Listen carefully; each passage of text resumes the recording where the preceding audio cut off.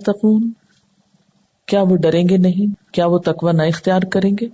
تو دعوت اور تبلیغ کا مقصد کیا ہے کہ ان کے اندر تقوی پیدا ہو. یہ ہے غرض قوم فرعون کی طرف بھیجنے کی موسیٰ علیہ السلام کو. آپ جانتے ہیں کہ فرعون اس وقت دنیا کی سب سے بڑی متمدن قوم کا سربراہ تھا، اور دوسری طرف موسیٰ علیہ السلام بنی اسرائیل کے فرد تھے. اور آپ جانتے ہیں کہ بنی اسرائیل کی حیثیت مصر میں مزدوروں اور غلاموں کی سی تھی. تو جب اللہ تعالی کی طرف سے حکم آیا کہ جاؤ ان لوگوں کے پاس، اور اللہ تعالیٰ نے خود ہی ان کے ظلم کی طرف بھی نشاندہی کر دی، تو موسیٰ علیہ السلام پر جو کیفیت طاری ہوئی اس پیغام کو سن کر یا اس بات کو سن کر، اس کا اظہار اگلی آیت میں ہے. قال رب انی اخاف ان یکذبونی، بولے میرے رب میں ڈرتا ہوں وہ مجھے جھٹلا دیں گے، وہ نہیں سنیں گے میری بات، کیونکہ سرکش لوگ تھے، ظالم لوگ تھے. اور دوسری طرف انبیاء علیہم السلام بھی انسان ہوتے ہیں، ان کو بھی طبعی خوف لاحق ہوتا ہے. ایک بہت بھاری ذمہ داری آپ پہ ڈالی جا رہی تھی، اور اس ذمہ داری کا احساس پوری طرح تھا آپ کو. انہیں پتا تھا کہ یہ بہت مشکل ٹارگٹ ہے، اور دوسری طرف وہ اپنے اندر بولنے کے اعتبار سے کچھ کمی پاتے تھے، اسی لیے وہ اپنی کیفیت کا اظہار ان الفاظ میں کرتے ہیں. وَيَضِيقُ صَدْرِي وَلَا يَنطَلِقُ لِسَانِي، میرا سینہ گھٹتا ہے، بڑا مشکل کام ہے. ضیق صدر کس کو کہتے ہیں؟ سینے کی تنگی کو. جب سینہ تنگ ہو تو انسان کو سانس نہیں آتا، یعنی دل گرفتہ ہوں کہ یہ کیسے ہوگا. وَلَا يَنطَلِقُ لِسَانِي، اور میری زبان بھی نہیں چلتی.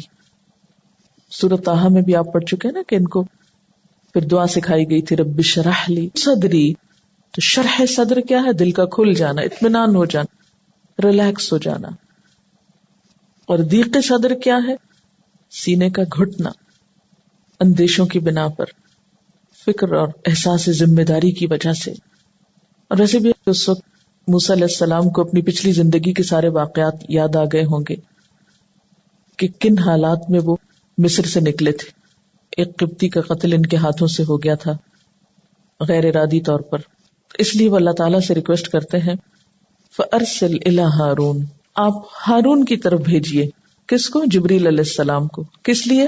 تاکہ انہیں بھی نبوت دی جائے اور وہ میرے مددگار بنے. یعنی جبریل علیہ السلام کو میرے بھائی ہارون علیہ السلام کی طرف بھیج کر وحی دے کر نبوت سے سرفراز کیجیے. وَلَهُمْ عَلَيَّ ذَنْبٌ فَأَخَافُ أَن يَقْتُلُونِ، اور مجھ پر ان کے ہاں ایک جرم کا الزام بھی ہے، اس لیے میں ڈرتا ہوں کہ وہ مجھے قتل کر دیں گے. اشارہ ہے اس قتل کی طرف جو غیر ارادی طور پر ہوا، اگرچہ اس قتل کو کئی سال گزر چکے تھے، تقریباً 10 سال کا وقفہ تھا اس میں. اب کیونکہ موسیٰ علیہ السلام نے 10 سال پورے کیے تھے نا مدین میں، اپنے سسر کے ساتھ جو معاہدہ کیا تھا. 8 اور 10 میں چوائس تھی تو انہوں نے 10 پورے کر دیے. تب 10 سال بعد وطن واپس آ رہے ہیں. اگرچہ ایک وقت گزر چکا ہے اس واقعے کو، لیکن پھر بھی آپ کے دل پہ ایک بوجھ ہے. اچھا حیرت ہوتی ہے نا کہ وہ کہتے ہیں لا ينطلق لسانی، میری زبان نہیں چلتی، میں اپنے آپ کو گھٹن میں پاتا ہوں. لیکن اس کے باوجود انہی کا انتخاب کیا گیا اور ان کے کہنے پر ان کے بھائی کو پیغمبری دی گئی. اس میں ہم سب کے لیے ایک بہت بڑا سبق ہے. اور یاد رکھیے کہ دین کا کام جو ہے یا تبلیغ کا کام جو ہے یہ دنیا کا انوکھا کام ہے. اس کام میں عام طور پر وہ ضابطے، قاعدے اور وہ چیزیں کام نہیں آتی جو دنیا کے کاموں کو آگے بڑھانے کے لیے بہت فائدہ مند ہوتی، کیونکہ دنیا ایک مادی چیز ہے نا، تو دنیا کی ترقی کے لیے مادی چیزیں بڑی فائدہ مند ہوتی ہیں. عام طور پر ہم ظاہری چیزوں کو بہت امپورٹنس دیتے ہیں. موسیٰ علیہ السلام میں ظاہری طور پر وہ چیزیں پائی نہیں جاتی جو اس کام کے لیے ضروری تھیں، لیکن اس کے باوجود ان کا انتخاب کیوں؟ اس لیے کہ اللہ تعالیٰ کسی انسان کے صرف ظاہر کو نہیں دیکھتے، وہ اس کے اندر تک کو دیکھتے ہیں، اس کے باطن کو دیکھتے ہیں کہ کون اس کام کا اہل ہے، کس پہ ذمہ داری ڈالی جانی چاہیے. اگر اندر سے معاملہ درست ہے تو ظاہر کی کمی اللہ تعالیٰ خود پوری کر دے گا، ظاہر کے اسباب فراہم کر دے گا، ادھر ادھر سے مدد دلوا دے گا، حالانکہ وہ اپنی اندرونی کیفیت کا اظہار بھی کرے. وہ یضیق صدری، میرا دل گھٹتا ہے، میں اپنے آپ کو اہل نہیں سمجھتا. اور یہ ان کی سچائی کی دلیل ہے نا، سچائی کا جوہر ہے ان کے اندر کہ وہ اعتراف کر رہے ہیں. ہمارے اندر کوئی کمی کوتاہی کمزوری ہو بھی تو ہم اس کا اعتراف ہی نہیں کرتے، ہمیشہ اس کو چھپا کر بڑا بننے کی کوشش کرتے ہیں.